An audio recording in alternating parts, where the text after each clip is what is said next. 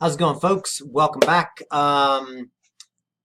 Starting section 2, chapter 2, consumption and materialism. We're going to start trying to understand why we consume as much as we do and what we gain from this consumption, whether it makes us happy, whether it makes us sad. And in order for us to really understand the world we live in, we really need to take a look at consumption and materialism.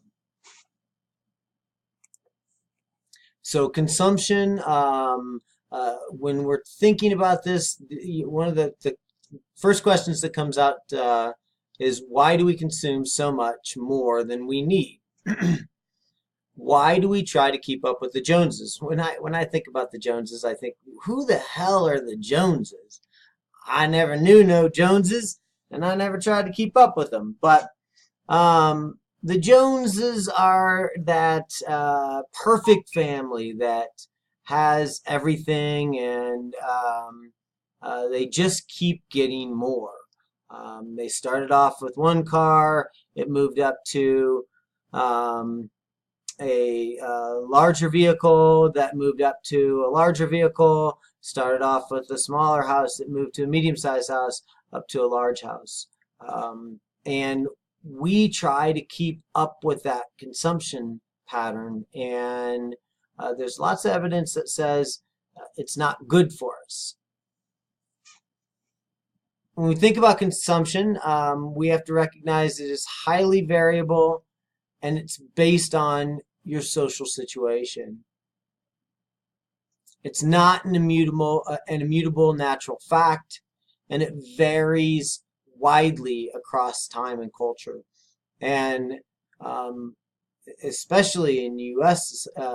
Culture and U.S. society, consumption wasn't a major issue until sometime after World War II. And in the 50s, 60s, and 70s, we became a consumer society.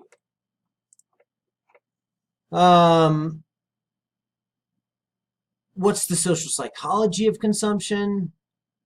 Or the variable and complex pleasures that underlie materialism, which have great consequences for how we live and we think.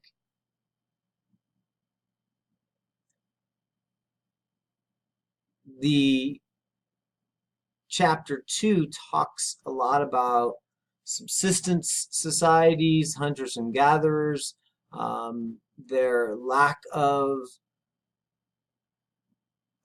private property and material possessions, and how they were much happier living off the bounty of the natural planet and possessing very few things than we seem to be, where we've come up with these alternative food systems and we have to have all kinds of things to consume.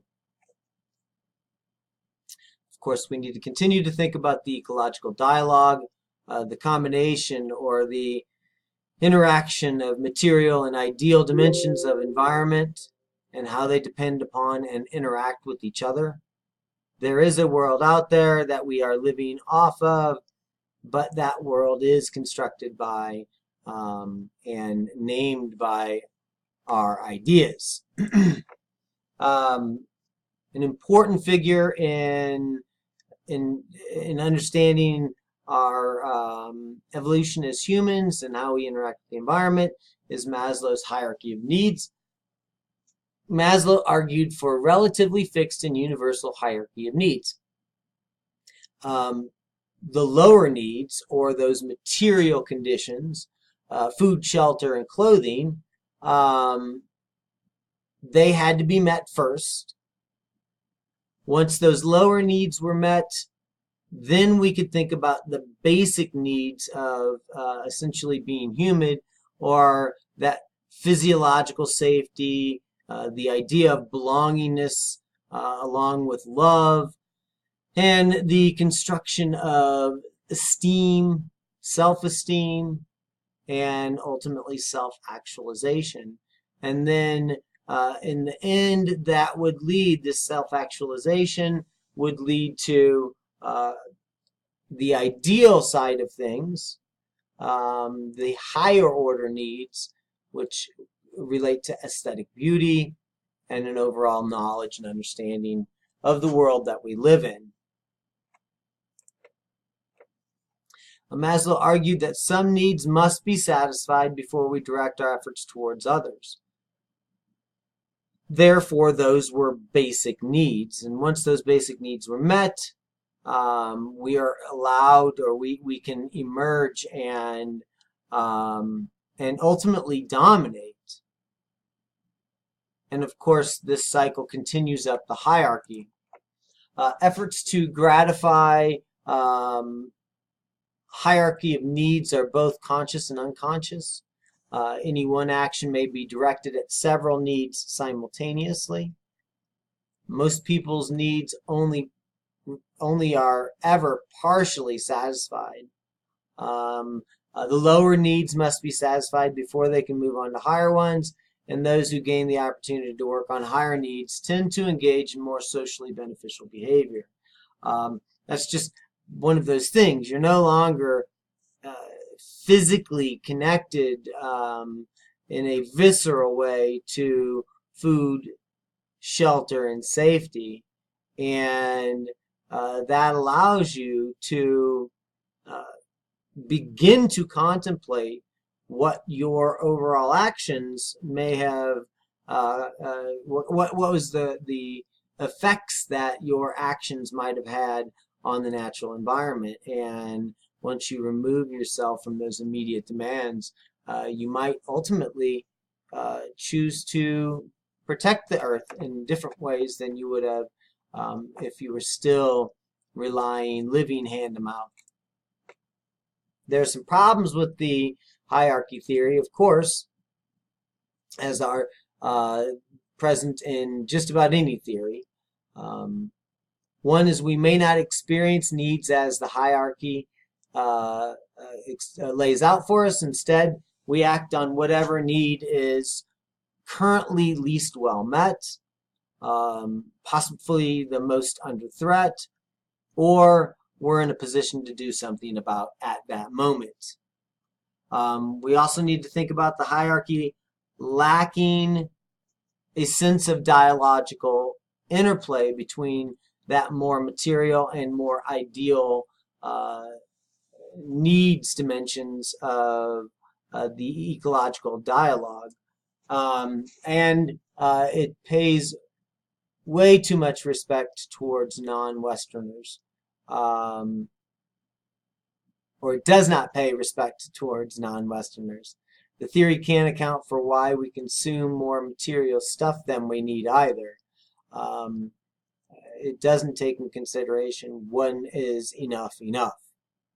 And that at the moment is one of the pressing problems of human society as we move into and through the 21st century.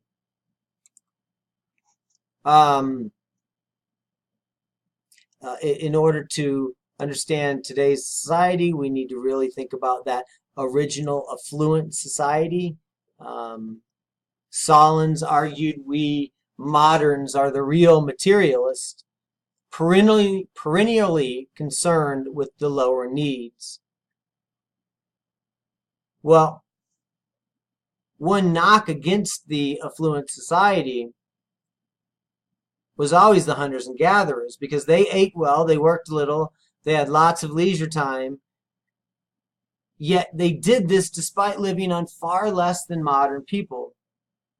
The world's most primitive people have few possessions, but they are not poor. Poverty is a social status. As such, it is the invention of civilization. What we find when we look at many impoverished nations is that by not having much, that population has learned to be happy with what they have. And those in affluent societies have so much that they can't enjoy what they have because it's no longer tied to need and necessity. It's now tied to a concept called wants. And there is a great difference between need and want. This brings us to the concept of the leisure class. Thorsten Veblen was one of the primary writers in this theoretical camp. According to the leisure class folks, most modern culture revolves around attempts to signal our comparative degree of social power via conspicuous consumption. We display power by demonstrating material wealth. Wealth is surest indicator of power in modern life. Does this sound familiar? Because this is the world that we live in. People consistently buy new vehicles because having a new vehicle gives you greater social status than having an older vehicle. People want to wear the most expensive Air Jordans because that's the cool thing, to show the rest of the people you have the Air Jordans. We are a leisure class, and we express our social power via conspicuous consumption.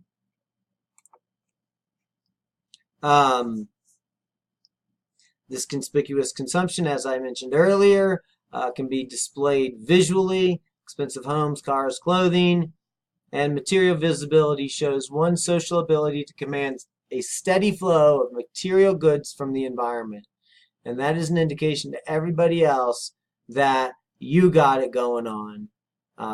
Now, in my mind, that is an unhealthy approach to the use of the Earth's resources, but that's where we are today. And we'll see if we pay for that in the long run. There's also a concept called conspicuous leisure. This is often more subtle. This is a non-productive, we're looking at the non-productive consumption of time. High status jobs removed from environmental production are a good indication of conspicuous leisure. Good manners are an indication of conspicuous leisure. And of course, long vacations to faraway exotic places. Only those with wealth can do things like that.